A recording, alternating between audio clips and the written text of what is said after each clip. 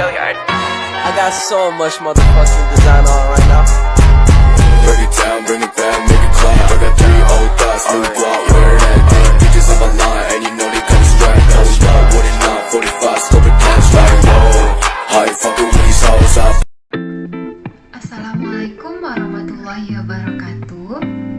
Perkenalkan, nama saya Rika Safila dengan NIM 2005-8117 dari Prodi Pendidikan Sosiologi Antropologi. Nah, pada video kali ini saya akan membahas tentang sebuah organisasi komunis yang ada di Indonesia, yaitu Partai Komunis Indonesia atau yang biasa disingkat dengan PKI. Nah, adapun tujuan saya membuat video kali ini yaitu untuk memenuhi tugas ujian akhir semester mata kuliah pengantar sejarah Indonesia. Baiklah. Sejak Indonesia merdeka hingga sekarang, sudah terjadi peristiwa pemberontakan PKI di Indonesia. Tujuan kelompok tersebut adalah untuk merebut kekuasaan pemerintah yang sah dan ingin menepikan Pancasila sebagai dasar negara Indonesia, serta pandangan hidup masyarakat Indonesia, yaitu menjadi ideologi komunisme.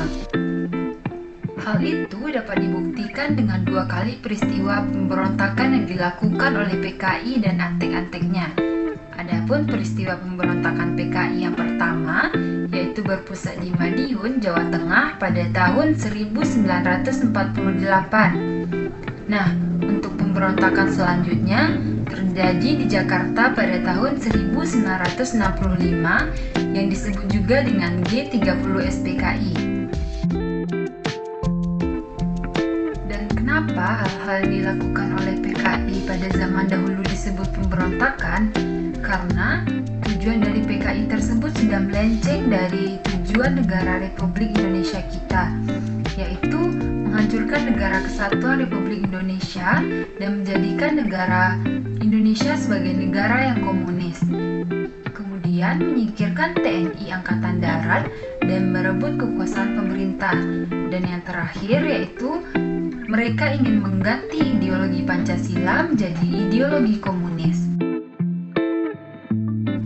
Dan menurut saya, indikasi bangkitnya PKI pada dewasa ini sudah jelas terlihat.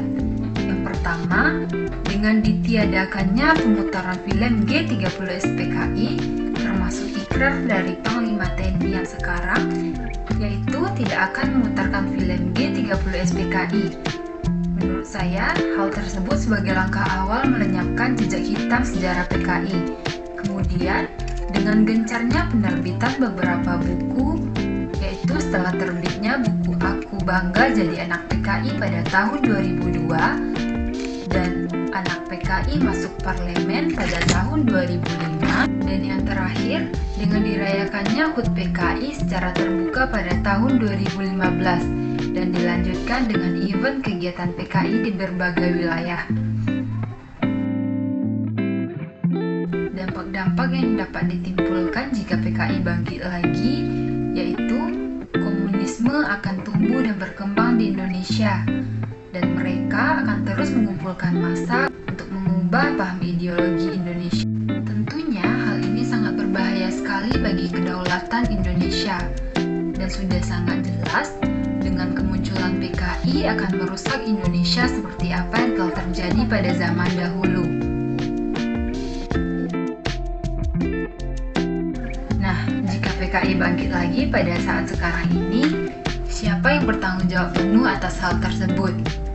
Menurut saya, pemerintahlah yang harus bertanggung jawab penuh atas hal tersebut, karena pemerintah harus lebih bijak lagi dalam memilah organisasi-organisasi mana saja yang terindikasi menganut paham komunisme, dan pemerintah harus lebih tegas lagi terhadap TAP MPRS nomor 25 tahun 1966